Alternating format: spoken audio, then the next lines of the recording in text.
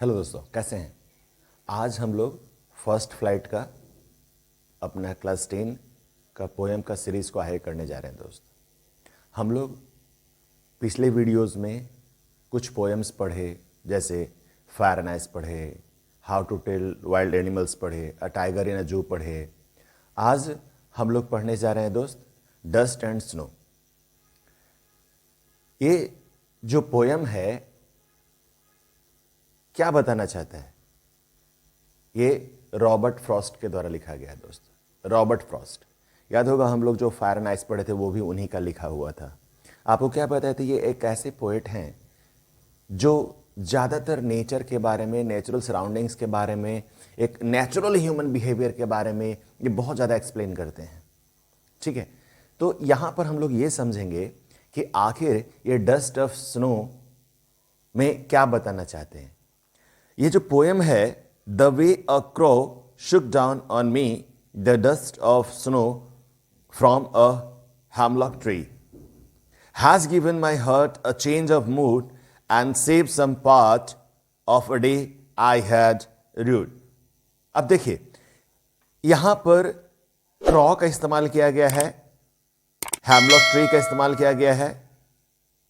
आखिर एक कविता में कौवे का इस्तेमाल, आप इतना सारा कविता पढ़े होंगे हिंदी में, इंग्लिश में, कहीं पर भी आप कभी भी कौवे का इस्तेमाल बहुत कम पढ़े होंगे।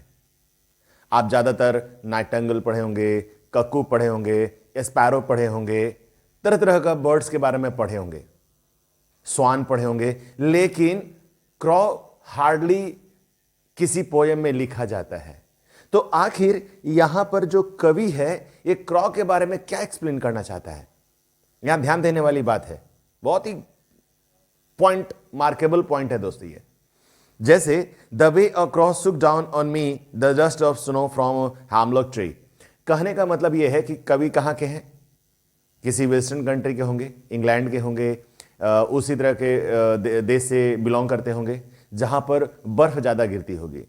और वहां पर यह कविता जिस समय लिखी जा रही होगी, जो पोएट लिख रहे होंगे, उस समय उनका मूड सही नहीं रहा होगा और वो उदासी में जाकर किसी बगीचे में, या जहां पर चूंकि वहां पर तो ठंडे के दिनों में बर्फ बहुत ज्यादा होती है, बर्फबारी, तो कहीं आसपास के इलाके में जाके बैठे होंगे। जब बैठे होंगे तो क्या हुआ होगा, आप सोचिए। पोएम में लिखता है कि उनका मूड चेंज हो गया, मतलब उनका मूड ठीक नहीं था तब मूड चेंज हुआ। अगर मान लेते हैं हमारा मूड खराब है तब मूड अच्छा हो रहा है, मतलब क्या, किसी न किसी सिचुएशन में मेरा मूड बदल रहा है। तो कवि का मूड ठीक नहीं रहा होगा, और जहां बैठे होंगे वहां कोई हेमलॉक ट्री रहा होगा, वहां पर कौवा आके बैठा होगा और क्या किया होगा, जब वो फड़फड़ाया होगा तो उस पेड़ की डाली से, क्या बोलते हैं, पेड़ की डाली से ये जो बर्फ का जो छोटे छोटे टुकड़े रहे होंगे वहां गिरा होगा। सिंपली आप देखते हैं, अगर कोई पक्षी किसी पेड़ पे बैठती है और वहां से वो उड़ती है, तो जब वो फ्लाई करती है, जो फड़फड़ा के उड़ती है, तो उस डाल से कभी कभी पत्ता गिर जाता है, कभी कभी फल गिर जाता है, या जो कभी कभी धूल उड़ता है वहां पर। तो यही डस्ट ऑफ स्नो के बारे में बात की जा रही है कि उस पेड़ से, हैमलॉक ट्री से जब कौवा उड़ता है तो क्या हो जाता है, वहां पर जो बर्फ के छोटे छोटे टुकड़े जो पेड़ पे आके टिके होते हैं वो नीचे गिरते हैं। एक्चुअली में बताने की कोशिश ये की जा रही है पहले स्टैंजे में। दूसरा क्या बोलता है, has given my heart a change of mood and saved some part of a day I had rued. यहां का मतलब क्या है, बहुत ध्यान देने वाली बात है दोस्त। यहां पर क्या बोलता है पोएट कि जैसे मान लेते हैं कि उसका मूड अच्छा नहीं होता है, बेचारा उदास होकर जाकर बैठ जाता है, और अचानक से, यहां पर हेमलॉक ट्री का मतलब क्या होता है, एक वेस्टर्न कंट्री में जहरीला पेड़ होता है, ठीक है, उसको हम लोग हेमलॉक ट्री बोलते हैं, बहुत ही पॉइजनस होता है। जैसे हम लोग के यहाँ धतूरा वगैरह होता है ना, धतूरा का फूल, धतूरा का पेड़ जिसमें सफेद सफेद फूल होता है, ये बहुत ही जहरीला होता है। ठीक वैसे ही वहां पर भी ऐसा माना जाता है, ठीक है, यह होता ही होगा। तो अब क्या होता है कि पोएट बैठता है हेमलॉक ट्री के पास, वहां से कौवा उड़ता है, बर्फ गिरती है और इनका मूड बदल जाता है। ठीक है, अब यहां पर ये तो शाब्दिक अर्थ है दोस्त, इसका भाव समझने की कोशिश कीजिए। कौवा का यूज हम लोग कैसे करते हैं? आप अपने घर में या हम लोग के सोसाइटी में अगर आप देखे होंगे, कौवे को कभी भी सही जगह पर इस्तेमाल नहीं किया जाता है। मतलब जब घर में कुछ अनहोनी घटना होती है, कौवा को शुभ नहीं माना जाता है। मोटे तौर पे अगर ऐसा बोले तो कौवा को शुभ नहीं माना जाता है। वो अक्सर निगेटिव सिचुएशंस में उसको इस्तेमाल करते हैं, उसके बारे में चर्चा करते हैं, खासकर कैसा अशुभ समय में ज्यादा। यानी अशुभ समय मतलब जब कोई निगेटिव सिचुएशन में हो, खराब अवस्था में हो। हेमलॉक ट्री क्या है? पॉइजनस ट्री क्यों यूज किया गया है? यहां पर अच्छे ट्री का भी यूज किया जा सकता था, बट पोएम हेमलॉक का ही क्यों यूज किया, यह भी बहुत समझने वाली बात है दोस्त। यानी जो कवि है, कवि का जो मूड होता है वो बिल्कुल सही नहीं होता। शायद अपने घर में, अपने ऑफिस में, अपने परिस्थितियों के कारण उनका मूड बहुत अपसेट रहा होता है, और उस अपसेट मूड में आकर वहां पर वो बैठते हैं। जैसे होता नहीं, हम लोग जब उदास हो जाते हैं, बहुत परेशान हो जाते हैं घर की परिस्थितियों से, या एग्जाम क्रैक नहीं कर पाते हैं कोई भी बढ़िया सा, तो हम लोग एकांतवास चाहते हैं, हम लोग एक शांत में जाकर बैठ जाते हैं और हम लोग आत्मचिंतन करते हैं, आखिर कहाँ हमसे कमी हो रही है। ऐसा उनके मन में भी होता है। वो बैठते हैं और जैसे ही उस पेड़ से कौवा जब उड़ता है और बर्फ गिरती है तो उनको बहुत अच्छा लगता है, उनको बहुत अच्छा लगता है, और उनका मूड ठीक होने जैसा होता है और अंत में ठीक हो जाता है। आप यहां पर एक चीज समझेंगे, आखिर बर्फ के गिरने से उनका मूड ठीक कैसे हो जाता है। जैसे एक छोटा सा एग्जांपल देंगे, आपको बहुत जल्दी समझ में आ जाएगा। जैसे मान लें हम लोग बहुत उदास होते हैं, ठीक है, और इस उदासी में कभी देखते हैं कोई बच्चा आकर खेल रहा होता है, छोटा सा बच्चा आएगा, उधर खेल रहा होता है, उसका गेंद आपके पास आ जाएगा, आपके पास आके थोड़ा सा आपसे लिपट जाएगा या थोड़ा सा आपसे खेलने लगेगा, आपको भी मन करेगा उसके साथ थोड़ा सा खेलने का। या फिर कभी कभी आप क्या होता है, गाना सुनने लगते हैं, ठीक है, कभी कभी क्या होता है, आप टीवी देखने लगते हैं, कभी कभी ये होता है कि आप थोड़ा देर आराम करना चाहते हैं अपने मूड को ठीक करने के लिए। ये सब कारण क्या है? ये सब आपके मूड को ठीक करने का एक माध्यम है, साइकोलॉजिकल माध्यम है। ठीक उसी तरह से पोएट को जब वो सिचुएशन में होता है तो पोएट का मूड ठीक होने लगता है। अब यहां पर पोएट ये बोलता है कि उसका कितना सारा समय बर्बाद हो रहा था।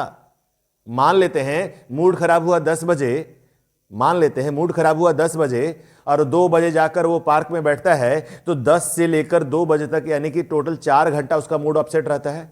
अगर वो पार्क में नहीं बैठता तो उसका भर दिन मूड ऑफ हो जाता, लेकिन 2 बजे बैठा, सिचुएशन को देखा और उसका मूड ठीक हुआ। या मतलब बाकी का जो 2 बजे के बाद वाला जो उसका समय था उसका बच गया बर्बाद होने से। तो पोएट ये बताना चाहता है कि and saved some part of a day, और उसका दिन का कुछ हिस्सा जो है, जो उसने बर्बाद कर दिया था, उसके बाद वो बच गया है उसका।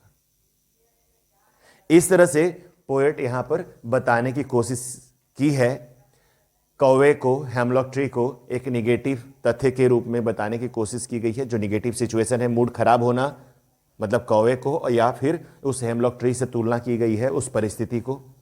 मूड का ठीक हो जाना यहां पर बताया है कि कैसे वो बर्फ का गिरने से उसका मूड जो अपसेट था वो ठीक हो जाता है दोस्त। कुछ इसी तरह से इस पोएम में लिखी गई है। अब कुछ क्वेश्चंस को देख लेते हैं दोस्त फटाफट। यहां पर बोलता है क्या, ये पोएम जो है बहुत ही सिंपल है और बहुत ही ज्यादा सिग्निफिकेंट सिचुएशंस को एक्सप्रेस करने की कोशिश किया गया है। कभी कभी छोटी छोटी चीजें बहुत बड़ा काम कर देती है, बोलते ना छोटा बम बड़ा धमाका, कुछ उसी टाइप से। सोचिए एक बर्फ के गिरने से क्या हो सकता था, लेकिन वो बर्फ के गिरने से उसका मूड ठीक हो गया। एक छोटे बच्चे से आपका मूड कैसे ठीक हो सकता है, लेकिन छोटा बच्चा आपके साथ थोड़ा देर खेल लेता है तो आपका मूड अच्छा हो जाता है। आप बाकी दुनिया को भूल जाते हैं और उस बच्चे के खेल में गुम जाते हैं, आप भी खेलने लगते हैं। सोचिए छोटा छोटा चीज कभी कभी बहुत बड़ा काम कर जाता है। एक छोटा सा नट उतनी बड़ी मशीन को चलाने के लिए काफी होता है। जब तक वो छोटा सा नट नहीं लगेगा मशीन नहीं चलेगी। कहने का मतलब यह है दोस्त कि कभी कभी जब हम विकट परिस्थिति में होते हैं तो छोटा छोटा चीज ही हमको बहुत बड़ा खुशियां दे चला जाता है, तो उसका महत्व बहुत बड़ा होता है। यहां पर क्वेश्चन बोलता है what is a dust of snow. Dust of snow क्या है? व्हाट डज द पोएट से हैज चेंज्ड हिज मूड। अब पोएट क्या बोलता है, कौन सा चीज उसका मूड को चेंज कर दिया। How has the poets mood changed, और उसका मूड कैसे चेंज होता है। सिंपल दोस्त, इसका मतलब क्या हो गया है डस्ट ऑफ स्नो क्या था? वो बर्फ का छोटा सा टुकड़ा जो उसकी परिस्थिति को, जो उसके ऊपर गिरा। कोई भी चीज हो सकता है ना भाई। डस्ट ऑफ स्नो मतलब क्या? बर्फ का बहुत महीन महीन जो टुकड़ा होता है, जो बर्फ का हम लोग गोला खाते, कैसे बर्फ घिस के हम लोग को देता है ग्लास में, तो कैसा एकदम छोटा टुकड़ा होता है। कोई भी अर्धी चीज हो सकता है, वो जो हमारे ऊपर गिरा, धूल टाइप का, ये हो सकता है। अब बोलते हैं कि व्हाट डज द पोएट से हैज चेंज्ड हिज मूड। और पोएट का मूड किस चीज से चेंज होता है? बर्फ के गिरने से। जो हेमलॉक ट्री है, हेमलॉक ट्री से जो बर्फ का जो टुकड़ा होता है, वो जब गिरता है पोएट के ऊपर तो उसका मूड चेंज हो जाता है। यही, और उसका बाकी का बचा हुआ दिन बच जाता है बर्बाद होने से। ठीक है, इस तरह से आप उसका आंसर लिखेंगे। दूसरा क्वेश्चन है, how does the Frost present nature in the poem.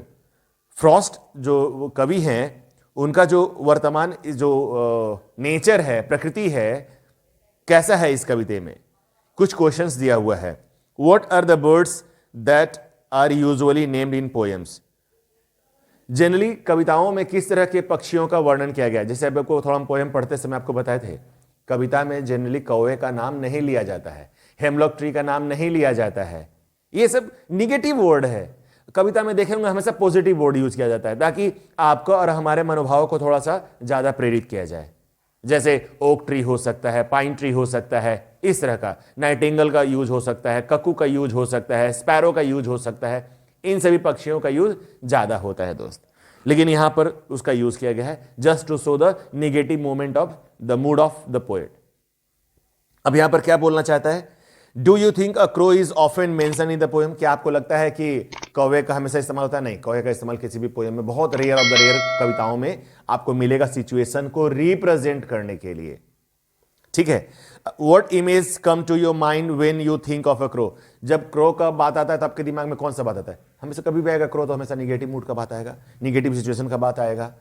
कभी भी शुभ समय में उसका इस्तेमाल हम लोग नहीं करते हैं, ऑस्पिशियस टाइम में उसका इस्तेमाल नहीं करते हैं कौवे का। जब भी बात करेंगे तो या तो हम लोग पैरट का बात कर लेंगे, स्पैरो का बात कर लेंगे, नाइटिंगल का बात करेंगे, ककू का बात करेंगे, पिकॉक का बात करेंगे। इस तरह के पक्षियों के बारे में हम लोग ज्यादा बात करते हैं, ऐसा हमको लगता है दोस्त। Again, what is a hemlock tree. Hemlock tree क्या है? एक जहरीला पेड़ है। अभी हम आपको बात कर रहे थे, हेमलॉक ट्री क्या है? जहरीला पेड़ होता है। Why doesn't poet write about a more beautiful tree as a maple, oak or a pine? देखिए, जैसे आपको बता रहे थे, मैपल का, पाइन का या फिर दूसरे तरह के खूबसूरत पेड़ों के वर्णन क्यों नहीं किया गया है? क्योंकि कवि को उस सिचुएशन को रिप्रेजेंट करना था। हेमलॉक एक जहरीला पेड़ है। जब मेरा मन दुखी होता है तो हमारे मन में गलत गलत विचार आते हैं। ये एक बहुत ही क्या बोलते हैं, जहर भरा हुआ टाइप का सिचुएशन होता है दोस्त। हमारे मन बहुत कुंठित होता है और उस सिचुएशन को दिखाने के लिए हम कोई बढ़िया चीज नहीं दिखा सकते। मेरा मन खराब हो, मेरा मन खराब हो, आपका मन खराब हो और बात करे कोई बढ़िया बढ़िया, तो आपको कितना खराब लगेगा। खराब समय में खराब बात ही सूट करता है, क्योंकि रिसेम्बलेंस होता है ना दो चीजों के बीच में, रिप्रेजेंट करने के लिए यूज करते हैं दोस्त, इस कारण से। What do the crow and the hemlock represent? Joy और sorrow। यहां पर जो क्रॉ है और हेमलॉक है, ये जॉय को रिप्रेजेंट कर रहा है कि सौरो को? जॉय मतलब खुश, आनंद, अच्छा। सौरो मतलब दुख, खराब या खराब हुआ चीज। किसको रिप्रेजेंट कर रहा है? What does the dust of snow that the crow sacks of a hemlock tree stand for? यहां पर जो हेमलॉक ट्री से जो डस्ट गिर रहा है वो क्या होता है? देखिए, आप किसी चीज को सिचुएशन के हिसाब से लिखेंगे। हमेशा याद रखिएगा, जब भी एग्जाम में क्वेश्चन आएगा तो आप डायरेक्टली अगर लिखते हैं कि वो अच्छा है, वो बुरा है, तो हो सकता है कि आंसर परफेक्ट ना हो पाए। तो आपको क्या करना पड़ता है? जस्टिफाई करना पड़ता है। आप जो भी लिखें उसको जस्टिफाई करें।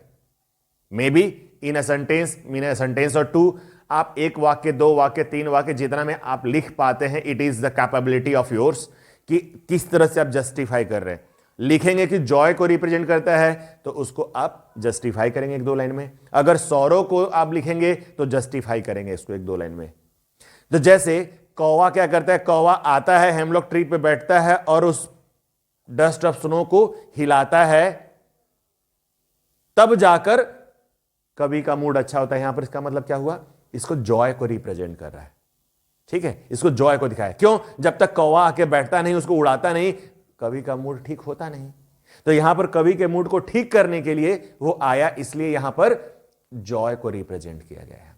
अब समझ में आ रहा? आप जैसे लिखेंगे आपको जस्टिफाई करना पड़ेगा। ठीक है दोस्त।